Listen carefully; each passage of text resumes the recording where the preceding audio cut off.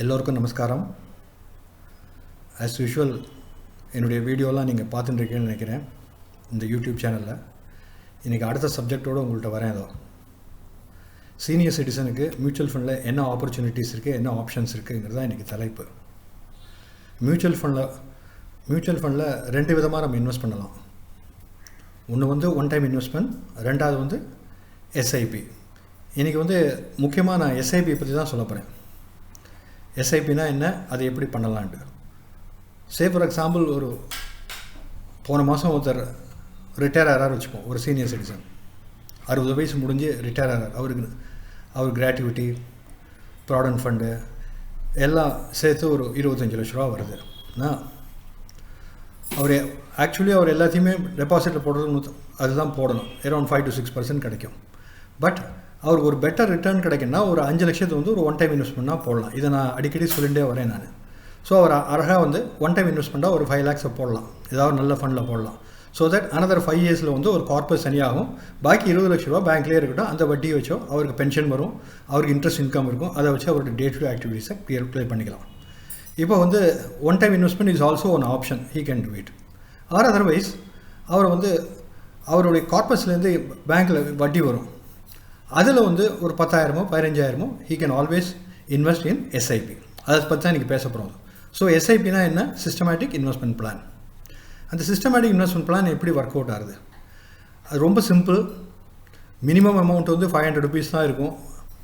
நீங்கள் தாராளமாக போய் அந்த பீரியடுக்கு போட்டுட்டேன்னா 5 years போடலாம், 10 years போடலாம், எனி அமௌண்ட் ஆஃப் பீரியட் போடலாம். ஆர் இன்டெஃபினட் பீரியட் கூட நீங்கள் போடலாம். அது வாட்டு வித் ஆஃப்டர் சர்டன் ஃபார்மாலிட்டிஸ் ஆட்டோமேட்டிக்காக உங்கள் அக்கௌண்ட்லேருந்து எடுத்துருவாங்க. அண்ட் இப்போ உள்ள டிஜிட்டல் வேர்ல்டில் எங்கேயுமே நீங்கள் எந்த ரெஜிஸ்டார் ஆஃபீஸுக்குமே போக வேண்டாம். ஏதாவது ஒரு டிஸ்ட்ரிபியூட்டர் என்ன மாதிரி இருக்கிற ஆள்கிட்ட கேட்டிங்கன்னா, sitting at home he will digitally உங்களுக்கு பண்ணி கொடுத்துருவாங்க. எந்த பிரச்சனை. எங்களுக்கு இந்த எங்களுடைய ஆப் இருக்குது. அந்த ஆப் மூலமாக உங்களுக்கு சிஸ்டமேட்டிக் இன்வெஸ்ட்மெண்ட் பிளான் பண்ணி கொடுத்துருவாங்க. So minimum amount 500 rupees. And வித்ட்ராயில் பார்த்தீங்கன்னா லிக்விடிட்டி பற்றி எல்லோரும் கேட்பாங்க. Liquidity is not a problem at all. Any time you can withdraw. But நாங்கள் எல்லோருக்கும் என்ன சொல்கிறதுனா, withdraw long term withdraw as far as possible பண்ணக்கூடாது. That is very important. இதை முடிஞ்ச உடனே ஒரு சின்ன கேள்வி இருக்கும். சார், எந்த டேட்டுக்கு சார் நாங்கள் போடலாம்? ஃபர்ஸ்ட் வீக்கில் போடலாமா, 10th போடலாமா? ஒரு பிரச்சனையும் கிடையாது. It is always better to do it before 10th or 5th. ஏன் இதை சொல்கிறேன்னா, இதுக்கு ஒரு ரீசன் இருக்குது. எல்லாருமே நம்ம என்ன நினைக்கிறோன்னா, நம்ம மாத சம்பளம் வருது, இன்கம் வருது, அதுலேருந்து ஏதோ ஒரு அமௌண்ட்டை செலவழிக்கிறோம், பாக்கி அமௌண்ட்டை நம்ம சேவ் பண்ணுறோம். இதுதான் நம்ம ஃபார்முலாவாக இருக்குது. அதாவது income minus expenditure is equal to savings. But நான் டிஃப்ரெண்ட்டாக அதை பார்க்குறேன். நான் என்னுடைய ஃபார்முலா என்னென்னா, income minus savings is equal to expenditure. அதனால் 1ஆம் தேதி உங்கள் சம்பளம் வந்த உடனே 50,000 சம்பளம் வருதுன்னா 30 to 40% you should save. You should aim to save. So 40% வச்சாலும் 20,000 யூ ஷுட் சேவ். அப்போ நான் என்ன சொல்கிறேன்னா, 50,000 1ஆம் தேதி சம்பளம் வந்துடும், கொடுத்துருவீங்க, கிரெடிட் ஆகிடும் உங்கள் அக்கௌண்ட்டுக்கு. அதில் 40% 20,000 ஏதாவது ஒரு எஸ்ஐபி போட்டு விட்ருங்க. அதுக்கு தான் 5ஆம் தேதின்னு சொல்கிறேன் நான். சம்பளம் 5வது நாளில் you invest, save and invest also.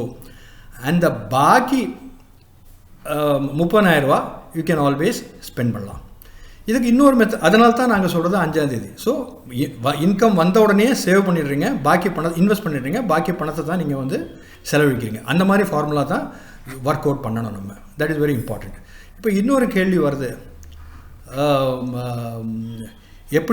எப்படி இந்த இன்வெஸ்ட்மெண்ட் பண்ணலான்ட்டு. அதை பற்றி நீங்கள் கவலைப்பட அவசியம் இல்லை. நல்ல ஃபண்டை நான் உங்களுக்கு கடைசி இதில் உங்களுக்கு நான் சொல்லுவேன். நான் இதை பற்றி பேசணுன்னா 3 இம்பார்ட்டண்ட். இந்த எஸ்ஐபியில் இன்னொன்று நீங்கள் பண்ணலாம். ஃபார் எக்ஸாம்பிள், ஷேரில் இன்வெஸ்ட் பண்ண ஆசைப்பட்டீங்கன்னா, நீங்கள் எந்த கம்பெனியில் இருக்கீங்களோ அந்த கம்பெனிலேயே நீங்கள் எஸ்ஐபி போட்டுக்கலாம்.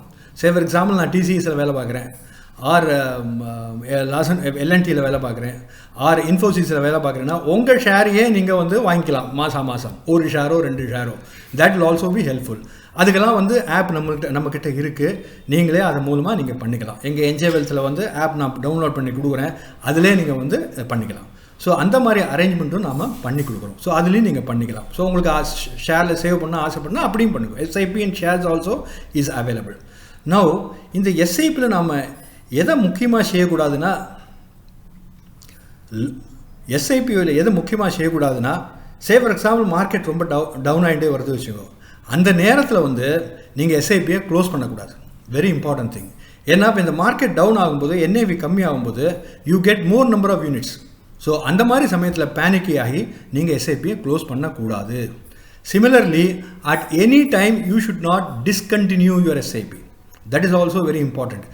சொல்லுவாங்க, சார் எனக்கு செலவு இருக்குது சார், ஆர் அர்ஜென்ட்டாக ஒரு எமர்ஜென்சி இருக்குது, மெடிக்கல் எக்ஸ்பென்ஸ் இருக்குன்னா கவலையே பண்ண வேண்டாம். உங்களுக்கு எவ்வளோ எமர்ஜென்சி இருக்கோ அதை இங்கே பார்ட் ரிடம்ஷன் நீங்கள் பண்ணிக்கலாம். It is allowed. Still your SIP will continue. Similarly எனக்கு ஒரு 3 மாதத்துக்கு கட்ட முடியாத சூழ்நிலை வருதுன்னா கவலையப்பட வேண்டாம். You can pause for 3 or 4 months or 6 months. சிஸ்டத்தில் அந்த மாதிரி ஃபெசிலிட்டி இருக்குது. After that you can do it. So at any cost you should not discontinue your SIP. Similarly when the market நல்லா இருக்கும், உங்களுக்கு ரிட்டர்ன் வந்து எஸ்ஐபிலேருந்து கிடைக்கிறதுனா அப்போ நீங்கள் என்ன பண்ணணும்னா உங்கள் எஸ்ஐபி அமௌண்ட்டை ஸ்லோலி இன்க்ரீஸ் பண்ணணும், ஏற்றி விடணும். அந்த மாதிரி அதுவே நீங்கள் பண்ணணும். ஸோ இந்த மாதிரி ஒரு டிசிப்ளின்டாக நீங்கள் இன்வெஸ்ட் பண்ணினீங்கன்னா டெஃபினட்டாக you can reach your goal. அப்போது சீனியர் சிட்டிசனுக்கு ஒன் டைம் இன்வெஸ்ட்மெண்ட் பற்றி பேசினேன். அதே சீனியர் சிட்டிசனுக்கு அவங்க கார்பஸ்லேருந்து வர வட்டியில் ஒரு 10,000 15,000 கண்டிப்பாக எஸ்ஐபியில் போடுங்க. போட்டுட்டிங்கன்னா என்ன ஆகுன்னா ஆஃப்டர் 5 years உங்களுக்கு 5% 6% கிடைக்கிற வட்டியோட இதில் ஒரு 12% 14% கிடைக்கும் போது ஆஃப்டர் 5 years ஒரு கார்பஸை நீங்கள் க்ரியேட் பண்ணிக்கிறீங்க. அந்த கார்பஸ்லேருந்து ஒரு எஸ்டபிள்யூபி நீங்கள் கண்டிப்பாக போட்டுக்கலாம். ஸோ 2 பக்கம் உங்கள் சேவ் ஆகும். உங்கள் கார்பஸ் மணி பேங்க் டெபாசிட்லேயும் இருக்குது, உங்கள் கார்பஸ் மணி ஒரே அமௌண்ட் வந்து பை எஸ்ஐபி மூலமாக ஒரு 10,000 12,000 ஆர் ஒன் டைம் இன்வெஸ்ட்மெண்ட் மூலமாக 5 லட்சமோ உங்கள் கார்பஸ் வந்து மியூச்சுவல் ஃபண்டில் இருக்குது. இந்த மாதிரி உங்கள் வெல்த்தை நீங்கள் வித்தின் 5 years விருத்தி பண்ணி போய்க்கலாம். இப்போது ஃபைனலாக நான் வந்து இதை பற்றி எஸ்ஐபியை பற்றி மிக சுருக்கமாக உங்களுக்கு சொல்லிட்டேன். இப்போ 4 ஃபண்டு மாத்திரம் நான் ரெக்கமெண்ட் பண்ணி விட்டுறேன். இந்த 4 ஃபண்டு எப்படின்னா 2 காம்பினேஷனில் இருக்கும். இப்போ ஃபஸ்ட்டு காம்பினேஷன் வந்து ஆக்சிஸ் ப்ளூ சீப் ஃபண்டு, இது ஒரு காம்பினேஷன்.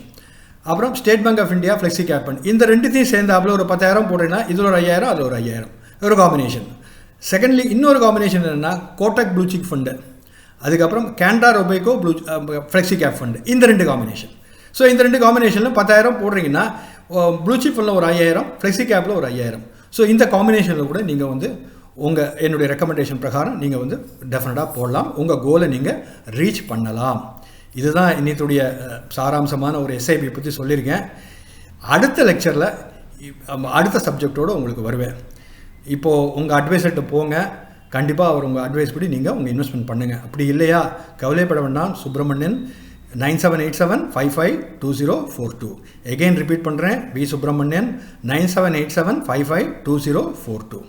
இப்போது இதுக்கு அடுத்தது இன்னொன்று சொல்லணும். கண்டிப்பாக இந்த லெக்சர்லாம் உங்களுக்கு பிடிச்சின்னு வரும்னு நினைக்கிறேன். அப்போ நீங்கள் கண்டிப்பாக சப்ஸ்கிரிப்ஷன் பட்டனை வந்து கண்டிப்பாக ப்ரெஸ் பண்ணுங்கள். ஆனால் தான் நான் மேலும் மேலும் இந்த மாதிரி ஒரு இன்ஃபர்மேட்டிவ் ஐட்டமும் உங்களுக்கு கொடுக்க முடியும். ரொம்ப சந்தோஷம். நன்றி, வணக்கம்.